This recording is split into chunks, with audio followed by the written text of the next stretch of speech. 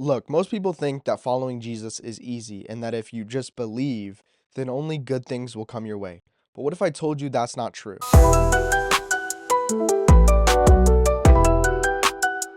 What's up? My name is Landon Holloway, and in this video, we're going to be talking about Job. And by the end of this video, you will be able to understand what it really means to be a Christian. People believe that if you're a Christian, life will be easy, but this story that we're about to read shows us something different. So look, this story starts off with a man named Job, and God calls him righteous and good. Throughout Job's life, God has blessed him with immense wealth. He had lots of cattle and resources and a family, and these are all signs of wealth in Bible times. Then one day, Satan comes to heaven to have a meeting with God. Now, as they're having this meeting in heaven, God asks Satan when he arrives, "Where are you coming from?"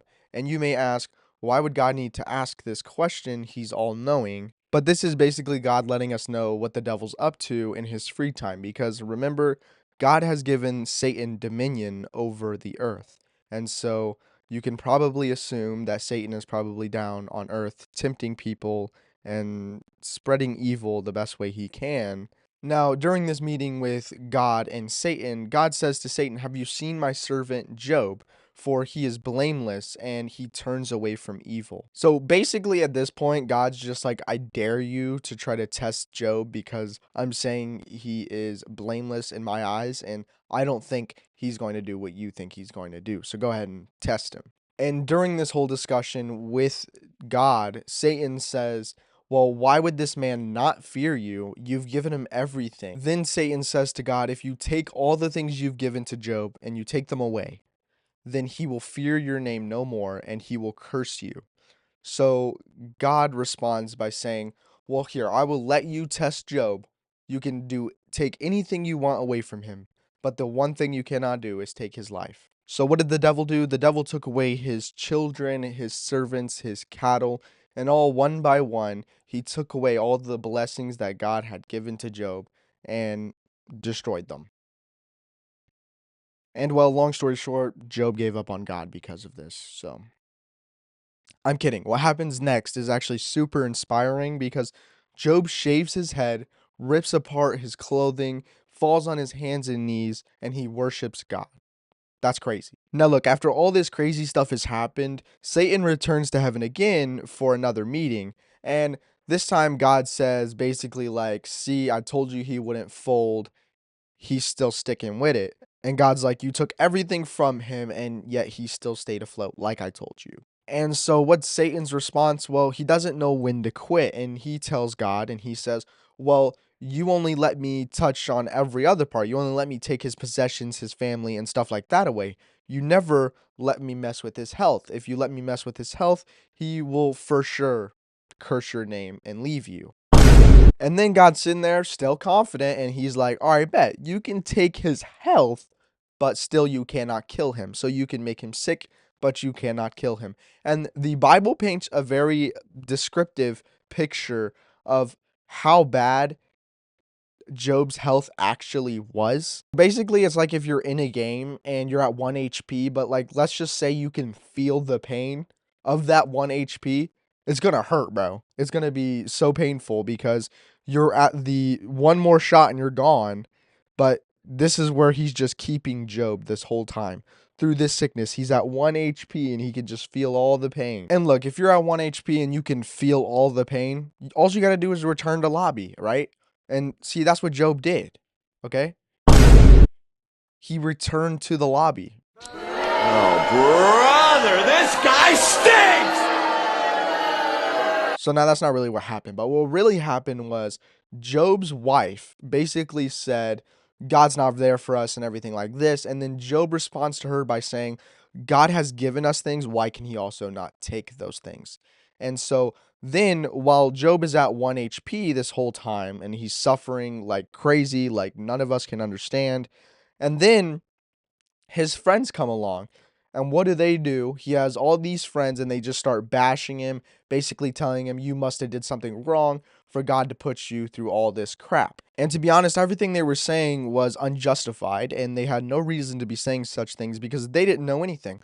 But then Here's the point where Job claims himself righteous, and though he's not wrong, nobody can claim themselves righteous but God himself. God can claim anyone he wants righteous, but they cannot claim themselves that. So then there's a younger friend in the group. He's the youngest of all of them, and he looks at all of them and he's like, I'm younger than all of you, so I waited to speak because you guys are wiser than me and everything like this. But then he's like, but I condemn all of you, all of the friends and Job.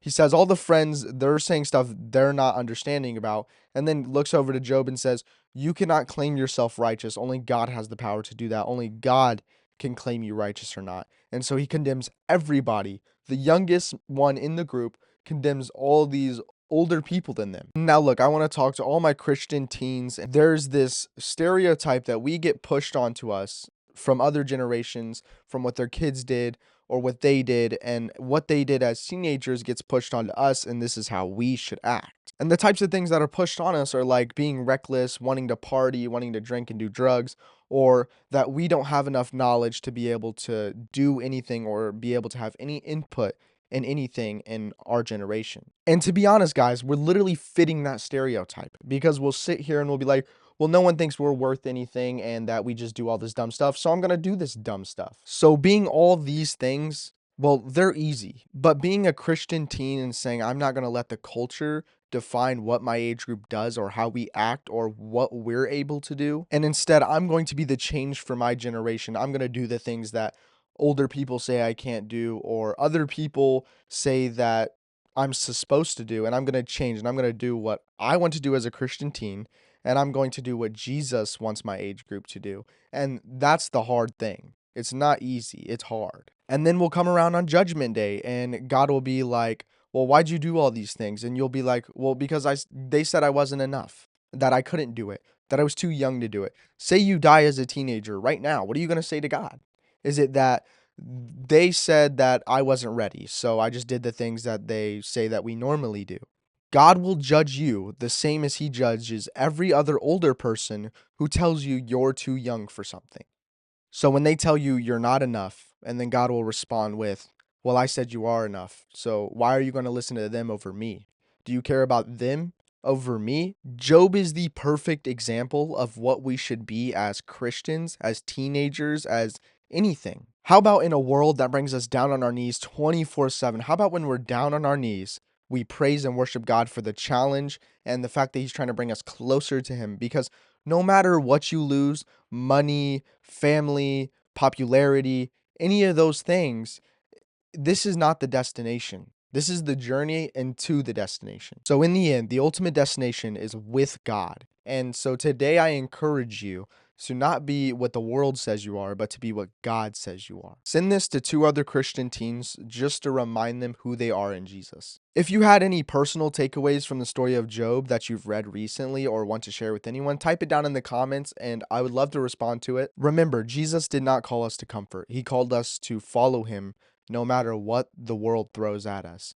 So today, just remember that if you're going to remember anything from this video, and have a blessed Sunday.